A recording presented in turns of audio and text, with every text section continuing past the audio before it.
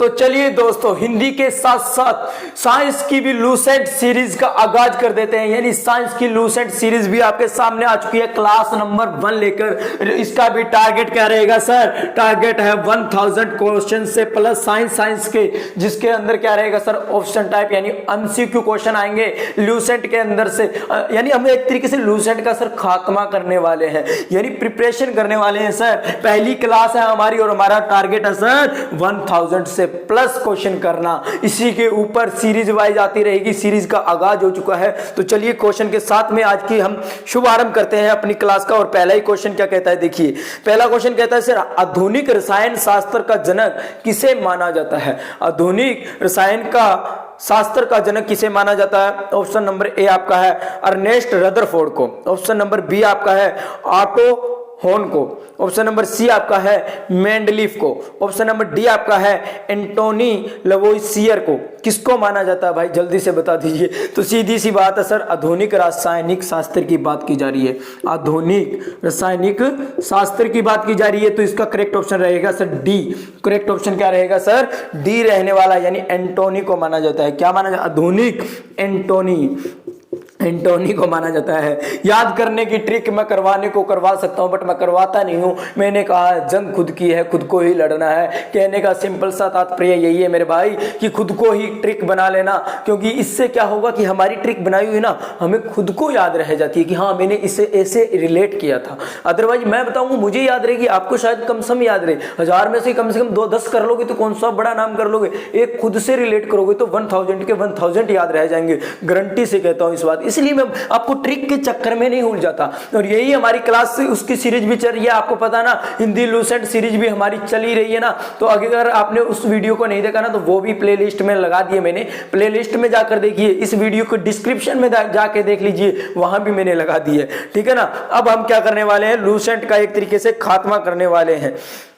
चलिए question number 2 क्या कहता है कि द्रव्य की अवस्थाओं की अधिकतम संख्या कितनी होती है? कहता है सर क्वेश्चन नंबर 2 द्रव्य की अवस्थाओं की बात कर रहा है। अधिकतम संख्या कितनी हो सकती है, यानी ज्यादा से ज्यादा कितनी हो सकती है? ऑप्शन नंबर ए आपका है 3। ऑप्शन नंबर बी आपका है 4। ऑप्शन नंबर सी आपका है 5 और ऑप्शन नंबर डी आपका है परिवर्तनशील। तो जल्दी से बता दीजिए सर इसका करेक्ट ऑप्शन क्या रहेगा। तो मैं आपको बता दूं कि इसकी अधिकतम संख्या द्रव्य की बात की जा सकती है तो 5 हो सकती है। यानी आपका ऑप्शन नंबर सी इसका क्या रहेगा सर? करेक्ट रहने वाला है। करेक्ट रहने वाला है। ठीक है ना। क्वेश्चन नंबर 3 की तरफ चलते हैं कि सामान्यतः है द्रव्य की अवस्थाओं के भौतिक वर्गीकरण में, सामान्यतः है द्रव्य की अवस्थाओं के भौतिक वर्गीकरण में अवस्था शामिल नहीं होती है। देखिए ऑप्शन नंबर आपका है एक तो ना पढ़ने में बड़ी दिक्कत आती है यार, कोलाइडल। देखिए कोलाइडल, एक तो वर्ड ही ना साइंस के इतने ये रहते हैं ना, हिला देते हैं। ठीक है ना। दूसरा आपका है गैसीय, तीसरा आपका है द्रव, चौथा आपका है ठोस। तो जल्दी से बता दीजिए मेरे भाई क्या रहने वाला है। सामान्य द्रव्य अवस्थाओं की बात की जा रही है भौतिक वर्गीकरण के अंदर। आपको पता ना एक भौतिक होता है, एक रासायनिक होता है। एक आप केमिकल करके देखते हो, एक आप फिजिकल करके देखते हो। तो भौतिक में पूछा जा रहा है तो भाई इसका क्या रहेगा? ऑप्शन नंबर ए ही आपका क्या रहने वाला है सर? करेक्ट रहने वाला है। ऑप्शन नंबर ए ही आपका क्या रहेगा? इसका करेक्ट रहेगा। तो चलिए क्वेश्चन नंबर 4 की तरफ चलते हैं। क्वेश्चन नंबर 4 क्या कहता है कि सर विज्ञान के संदर्भ में, क्वेश्चन नंबर 4 कहता है कि विज्ञान के संदर्भ में निम्न में से कौन सा गुण मिश्रण का नहीं है? देखिए एक क्वेश्चन ध्यान से पढ़ना है। एक होता है, एक इसने क्वेश्चन में कहा नहीं है। खासकर यही गलतियां करवाते हैं। ज्ञान होता है, नॉलेज होती है आपको, मैं ये नहीं कहता आपको नहीं आता है, बट आप क्वेश्चन पे ध्यान नहीं देते और वहां से अपना 1 नंबर गवा लेते हो। वहां से आप 1 नंबर, ये क्या कहते हैं देखिए, विज्ञान के संदर्भ में निम्न में से कौन सा गुण मिश्रण का नहीं है वो आपने बताना है। कहने का मतलब 3 तो इसमें से ऐसे जो है और एक ऐसा है जो इनमें से नहीं है। तो आपको नहीं है वो बताना है। कहीं पहला ही देखते हैं हाँ जी ये होता है, ये लो जी, ऐसा नहीं करना है। क्वेश्चन पढ़ो पहले ध्यान से, लेकिन रफ्तार भी तेज रखना, कहीं ऐसा ना हो कि 90 मिनट में क्वेश्चन ही पढ़ते रह जाओ। ठीक है ना। तो चलिए पहला ऑप्शन है इसकी संरचना नियत होती है। इसकी संरचना नियत होती है। यह 2 या अधिक तत्वों अथवा यौगिकों द्वारा बनता है। यह 2 या अथवा अधिक तत्वों दोबारा बनता है। और इसकी बात करें तीसरे की, तो इसके भौतिक तरीकों से अलग किया जा सकता है, इसे भौतिक तरीकों से अलग किया जा सकता है। इसका डी ऑप्शन है सर, किसी मिश्रण के घटक अपने गुणों को बनाए रखते हैं, किसी मिश्रण के घटक अपने गुणों को बनाए रखते हैं। तो भाई लास्ट की तीनों ही बातें इसकी सही साबित होती है, लेकिन पहला इसका क्या है, गुण जो है वो मिश्रण का नहीं है, वो कौन सा सर, इसकी संरचना नियत होती है, इसकी संरचना नियत होती है, ये आपका नहीं है, ये गलत बात है। और इसका करेक्ट भी क्या रहेगा सर, ऑप्शन नंबर 4 का ए आएगा। क्वेश्चन नंबर 4 का ऑप्शन नंबर ए आएगा, 4 का क्या आएगा सर, ए आपका ऑप्शन सही होगा। चलिए क्वेश्चन नंबर 5 की तरफ बढ़ते हैं। क्वेश्चन नंबर 5 हमारा क्या कहता है, क्वेश्चन नंबर 5 कहता है कि निम्नलिखित कथनों में से कौन सा कथन सही है। अब आपने बताना है कि निम्नलिखित कथनों में से कौन सा कथन सही है, यानी आपको 3 कथन गलत दिए गए हैं, एक कथन आपका सही दिया गया है, तो जल्दी से बता दीजिए। पहला कहता है पानी हाइड्रोजन और ऑक्सीजन का मिश्रण है, पानी यानी H2O, H2O आपका क्या होता है, जली होता है ना, वाटर होता है। ये क्या कहता है सर, हाइड्रोजन प्लस आपका क्या है, ऑक्सीजन, दोनों का ही क्या है सर, एक तरीके से मिश्रण है, ठीक है ना। दूसरा कहता है पानी नाइट्रोजन और ऑक्सीजन का, क्या कहता है, पानी जो है वो क्या है, हाइड्रोजन क्या है sir, oxygen, nitrogen N2 plus O2 यानी ऑक्सीजन का क्या है, मिश्रण है, क्या है सर, एक यौगिक है, सॉरी एक यौगिक है। तो ये नाइट्रोजन के साथ तो हमें पता है सर, इसके साथ तो सीधी सी बात है, कोई नाता ही नहीं होता पानी का, ठीक है सर। तीसरा कहता है पानी ऑक्सीजन और हाइड्रोजन का एक यौगिक है। तीसरा क्या कहता है, यहां तो कहता था सर मिश्रण है, क्या कहता था, मिश्रण है। और तीसरे में क्या कहता है सर, पानी जो वो क्या है, ऑक्सीजन यानी O2 प्लस H2 का क्या है सर, एक यौगिक है, क्या है, एक यौगिक है। तो जल्दी से ये बताना है। और चौथा है पानी एक मूल तत्व ही है सर, तो मूल तत्व तो नहीं है सर, ये तो गलत बात है। तो इसका करेक्ट ऑप्शन जो रहेगा ये रहेगा कि ये पानी ऑक्सीजन और हाइड्रोजन का क्या होता है सर, एक यौगिक होता है, यानी आपका करेक्ट रहने वाला है 5वें का सर क्या रहेगा, सी रहेगा। 5वें का क्या रहेगा सर, सी रहेगा। देखिए ये मिश्रण नहीं होता है, ये ऑक्सीजन हाइड्रोजन, देखिए दोनों में चीजें सेम दिख रही है, लेकिन ये ध्यान रखना ये मिश्रण नहीं होता, ये क्या होता है सर, इसका यौगिक होता है, इसका क्या होता है, एक यौगिक होता है, इन दोनों तत्वों की अभिक्रिया करने पर बनता है, ठीक है ना। चलिए नेक्स्ट क्वेश्चन की तरफ चलते हैं। तो देखिए इसके अंदर से एक चीज और बता दीजिए, इन दोनों से ये बनता है, तो ये कौन सी अभिक्रिया है, कमेंट सेक्शन में जल्दी से बताना कि सर ये कौन सी अभिक्रिया, पढ़ा होगा ना आपने वो अभिक्रियाओं के बारे में। कहता है सर ये संयुक्त अभिक्रिया है, संयोजन अभिक्रिया है, वियोजन है, द्विविस्थापन है, विस्थापन है, इस तरीके से आपने पढ़ के आए हो सर। उनमें से बता दीजिए भाई कौन सी है, मेरे को भी पता चले, कमेंट सेक्शन में लिख दो ना। चलिए क्वेश्चन नंबर 6 की तरफ चलते हैं। क्वेश्चन नंबर 6 क्या कहता है कि हवा एक डैश है, हवा आपकी क्या है ये बताना है आपने। शुद्ध मिश्रण है, ऑप्शन नंबर ए आपका है शुद्ध मिश्रण है। ऑप्शन नंबर बी है केवल यौगिकों का मिश्रण है, केवल यौगिकों का मिश्रण है। ऑप्शन नंबर सी है केवल तत्वों का मिश्रण है, केवल तत्वों का मिश्रण है। ऑप्शन नंबर डी आपका है दोनों तत्वों और यौगिकों दोनों का मिश्रण है। सर दोनों का ही क्या मिश्रण है, तो इसका करेक्ट रहने वाला है डी, यानी हवा आपकी, वायु की बात की जा रही है, हवा आपकी क्या है सर, तत्वों और यौगिकों, तत्वों और यौगिकों दोनों का ही मिश्रण होती है, यानी डी इसका करेक्ट रहेगा सर। 6 नंबर क्वेश्चन का डी, यानी ये क्या है, तत्वों का और यौगिकों दोनों का ही क्या होता है सर, मिश्रण होता है, ठीक है ना। चलिए क्वेश्चन नंबर 7 की तरफ चलते हैं कि किसी तत्व का परमाणु भार याद करने के लिए, किसी तत्व का परमाणु भार, देखिए किसकी बात की जा रही है सर, परमाणु भार की बात की जा रही है, परमाणु भार की बात की जा रही है कि परमाणु भार याद करने के निम्नलिखित में से किसके साथ उस तत्व के परमाणु भार की तुलना की जाती है, और किस तत्व के साथ में उसकी परमाणु भार की तुलना की, कंपेयर किया जाता है, यह बताना है। तो आपका आता है सर पहला ऑक्सीजन, दूसरा नाइट्रोजन, तीसरा हाइड्रोजन, चौथा आपका क्या रहेगा सर, कार्बन। तो जल्दी से बता दीजिए किसके साथ की जाती है सर, किसके साथ इसकी की जाती है। तो सर ऑक्सीजन के साथ में, नाइट्रोजन के साथ में, हाइड्रोजन के साथ में या कार्बन के साथ में। तो आपका करेक्ट ऑप्शन रहेगा सर डी ही रहेगा, इसका क्या रहेगा, कार्बन। क्या रहेगा सर, कार्बन रहेगा। और कार्बन का साइन सी से दर्शाया जाता है, कार्बन का सी से। और हर एक वस्तु के अंदर लगभग ना, इस प्रकृति के अंदर हर एक वस्तु में कार्बन पाया जाता है, हर एक वस्तु में कार्बन पाया जाता है। अब यहां से क्वेश्चन ये है कि 10वीं ही क्लास क्लास के एनसीईआरटी में देखा है भाई।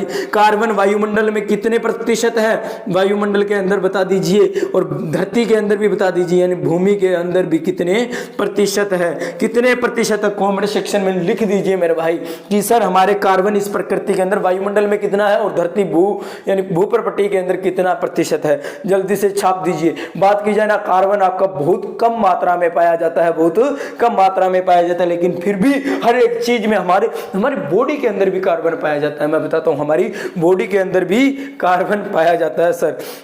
चलिए अगले क्वेश्चन की तरफ बढ़ते हैं सर। क्वेश्चन नंबर 8 की तरफ कहते हैं। क्वेश्चन नंबर 8 क्या कहता है कि विश्व का प्रत्येक पदार्थ, यानी आपका कहता है विश्व का यानी पूरे संसार का कोई भी पदार्थ है वो अत्यंत सूक्ष्म कणों से मिलकर बना होता है। यह सर्वप्रथम किसने कहा था? यह सर्वप्रथम किस व्यक्ति ने कहा था कि विश्व का कोई भी पदार्थ है वो बहुत सारे क्या है छोटे छोटे सूक्ष्म कणों से मिलकर बना होता है? ऑप्शन नंबर ए आपका डाल्टन ने कहा था, ऑप्शन नंबर बी आपका है कणाद ने कहा था, ऑप्शन नंबर सी आपका है रदरफोर्ड ने कहा था, या ऑप्शन नंबर डी है एवोगार्डो ने कहा था। एवोगार्डो भाई गलत लिखा हुआ है, थोड़ा सा यहाँ पर टाइपिंग में हो जाता है ऐसा, एवोगार्डो इस तरीके से नीचे लगेंगे, ठीक है ना। एवोगार्डो ने ये बात कही थी, तो जल्दी से बता दीजिए किसने कही थी। तो ये आपकी एनसीईआरटी की बुक क्लास नंबर 9 में दिया हुआ है साफ साफ भाई कि कणाद ने ये बात कही थी। आपका बी आपका करेक्ट रहेगा कि सर कणाद ने ये बात कही थी कि प्रत्येक विश्व का कोई भी पदार्थ है वो किससे बना होता है? सर प्रत्येक पदार्थ किससे? छोटे छोटे सूक्ष्म कणों से बना होता है। देखिए मैं यहाँ से क्वेश्चन पढ़ रहा हूँ, कोई ये मत सोचना मैं यहाँ से डिटेल में कहूँगी सर हमसे तो बातें ही नहीं कर रहे हो, इसमें देख देख के लगे हुए हो, ये तो हम भी पढ़ा लेंगे। देखिए मैंने यहाँ क्वेश्चन ही लिख रखे हैं, कोई खास नहीं है। क्वेश्चन आपसे पुट कर रहा हूँ कि क्या कहा था, सूक्ष्म कणों से मिलकर बना होता है। ये बात किसने कही थी? कणाद ने कही थी मेरे भाई। किसने कही थी?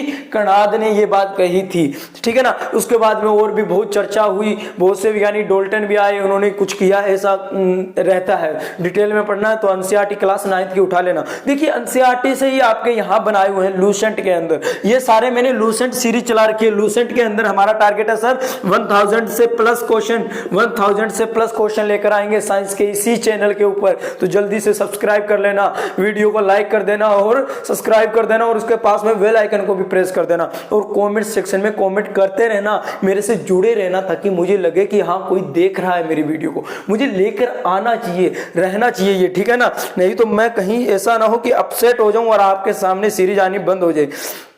क्वेश्चन नंबर 9 क्या कहता है कि निम्नलिखित में से कौन सा एक मिश्रण नहीं है? मैंने कहा क्वेश्चन को ध्यान से पढ़ोगे, ये कहता कौन सा मिश्रण नहीं है, बस सत्य है असत्य है या नहीं है, इस चीज को ध्यान से। ये कहता नहीं है, वो बताना है सर। ग्रेफाइट, दूसरा है कांच, तीसरा है पीतल, चौथा है आपका इस्पात। तो कौन सा नहीं है भाई? तो सीधी सी बात है सर ग्रेफाइट। क्या है सर? ग्रेफाइट क्या है? ग्रेफाइट नहीं है सर। ए आपका क्या रहेगा सर? इसका करेक्ट रहेगा। 9 का क्या रहेगा सर? ग्रेफाइट ही आपका ऐसा है जो क्या है, कौन सा है, एक मिश्रण नहीं है सर। ग्रेफाइट की बात की जाए तो सर नॉन मेटल होती है। क्या होती है? नॉन मेटल होता है सर। क्या होता है ये? नॉन मेटल होता है सर। ग्रेफाइट आपका क्या होता है? नॉन मेटल होता है सर, ठीक है। नॉन मेटल का मतलब क्या होता है सर? अधातु, अधातु है। ग्रेफाइट आपकी क्या है? अधातु है, ठीक है ना। कार्बन का ये एक रूप है आपका, लेकिन ये क्या है? बहुत ही सॉफ्ट होता है। क्या होता है सर? सॉफ्ट होता है। ग्रेफाइट की बात करें, पता कौन सा? पेंसिल चलाते हो ना, पेंसिल से लिखते हो, उसके अंदर जो आगे की लेड होती है ना, वो एक तरीके का ग्रेफाइट ही होता है, ठीक है ना। ये शाइनिंग नहीं देता, ये चमकता नहीं है, इतना ज्यादा नहीं चमकता सर। देखिए दोनों अधातु की बात करें, हीरा भी आपकी अधातु है और ग्रेफाइट भी आपका अधातु है, और दोनों ही क्या है सर? कार्बन के ही एक रूप है, कार्बन के ही एक रूप है हीरा भी। लेकिन हीरा क्या है सर? सबसे कठोर है, सबसे अधातु होते हुए भी सबसे कठोर है। ग्रेफाइट अधातु होते हुए भी कठोर नहीं होता है सर। बात की जाए सर, ये क्या होता है? हीरा, हीरा क्या होता है? बेड कंडक्टर होता है। इलेक्ट्रिसिटी का क्या होता है सर? यानी ये क्या होता है? कुचालक होता है। विद्युत का क्या होता है सर? कुचालक होता है। और ग्रेफाइट की बात की जाए ना, ग्रेफाइट की बात की जाए तो ग्रेफाइट क्या होता है सर? ये क्या होता है? Good conductor of electricity. यानी ये आपका क्या होता है सर? ग्रेफाइट क्या होता है? इलेक्ट्रिसिटी यानी आपकी विद्युत का क्या होता है सर? सुचालक होता है। लेकिन हमने ये पढ़ा है सर कि अधातुएं, अधातुएं हमारी सारी क्या होती है? कुचालक होती है। विद्युत की क्या होती है सर? ऊष्मा और विद्युत की कुचालक होती है। लेकिन ग्रेफाइट अपवाद है। क्या है सर? अपवाद है। ये क्या है? अधातु होते हुए भी क्या होता है सर? क्या होता है? सुचालक होता है। ठीक है ना। साथ में इन्हीं क्वेश्चनों के साथ हम थोड़ा बहुत ज्ञान की बातें करते चलेंगे जितना मुझे आता है। ठीक है ना। चलिए आगे की क्वेश्चन नंबर लास्ट की तरफ चलते हैं। देखिए सीरीज का लास्ट क्वेश्चन नहीं है, आज की क्लास का ये लास्ट क्वेश्चन है। सीरीज तो अभी तक बहुत आगे तक जानी है। सीरीज तो अभी तक बहुत आगे तक जानी है। अभी अभी तो हमने सीरीज का आगाज किया है। ठीक है ना। लास्ट क्वेश्चन क्या कहता है कि निम्नलिखित में से रासायनिक यौगिक कौन सा है? रासायनिक यौगिक बताना आपने, केमिकल रिएक्शन के बारे में बताना कि कौन सा केमिकल रिएक्शन है रासायनिक यौगिक आपका। ठीक है ना। तो देखिए वायु, दूसरा है ऑक्सीजन, तीसरा है अमोनिया, चौथा है पारा। पारा मतलब मरकरी, समझते हो है ना।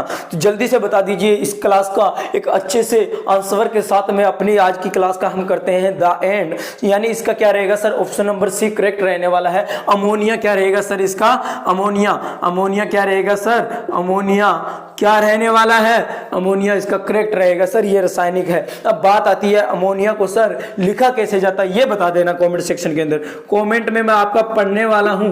कमेंट में आपका आना चाहिए कि सर अमोनिया को साइंस में वैसे लिखा कैसे जाता है। जैसे हाइड्रोजन को हम H2 लिख देते हैं, हाइड्रोजन को H2, पोटेशियम को हम K लिख देते हैं, वैसे ही अमोनिया का बताना है कि अमोनिया को कैसे लिखा जाता है। कमेंट में लिख देना, देखता हूं कितने कर पाते हो। और ऐसे ही अपने प्रैक्टिस को देखिए, ऑप्शन टाइप एमसीक्यू लगाइए। ज्यादा से ज्यादा जितने एमसीक्यू करोगे उतना ही आपको पता चलेगा कि मैं कितना कर पा रहा हूं। इसी के साथ मिलते हैं नेक्स्ट क्लास के अंदर। तब तक जय हिंद, जय भारत। हंसते रहिए, मुस्कुराते रहिए और एनसीईआरटी ऑल इन वन पर क्लासें लगाते रहिए।